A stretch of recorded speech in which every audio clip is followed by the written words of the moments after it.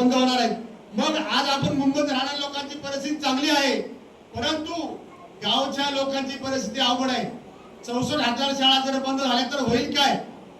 आपला समाज जेमतेम 10वी पर्यंत शिकेल, म्हणजे इथल्या व्यवस्था अशी आहे, या व्यवस्थेला हेच करायचंय की तुमची मुलं फक्त 10वी पर्यंत शिकली पाहिजे, म्हणजे त्यांना ड्रायव्हर, त्यांचे घर काम, भिकारी, पेंटर या आमच्या समाजाला त्यांना याच्यामध्ये गुरफडून टाकायचं आहे। म्हणून ही व्यवस्था आपली मोठी झाली पाहिजे। येणाऱ्या काळामध्ये आपल्याला लवकरच निर्मित ग्राहक सहकारी संस्थेचं या ठिकाणी मोठ्या प्रमाणात शॉपी आपल्याला सुरू करायची आहे।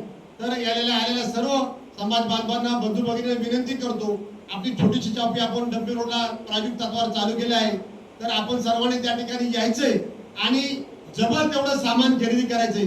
कारण मला माहिती आहे माझ्या बसलेल्या माता भगिनी या थोड्या गोष्टीसाठी विचार करतात। मी बघितलेलं आहे, अरे त्या ठिकाणी कांदे, अगं बाई त्या ठिकाणी कांदे 100 रुपयाचे 8 किलोमीटर चल तिकडं, इथं या मार्केटमध्ये 100 रुपयाचे 5 किलो, तिकडे 8 किलोमीटर चल।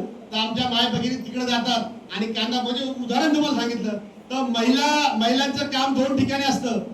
जिच्या हाती पायाची दोरी ती राष्ट्राला उद्धारी। मी सांगतो, जिच्या हाती शिक्षणाची दोरी ती राष्ट्राला उद्धारी। बरोबर का नाही?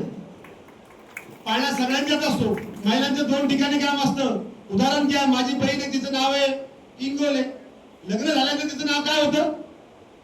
जे बी काय असेल ते, म्हणजे 18 वर्षापर्यंत महिला मुलगी जी काय असेल ती माझ्या घरचं नाव लावते। 18 वर्षाच्या नंतर 20 वर्षांचं जेव्हा ते लग्न होतं ती नवऱ्याच्या घरी जाते, नवऱ्याच्या घरी तिचं आडनाव बदली होते। म्हणजे आपल्या महिला 2 ठिकाणी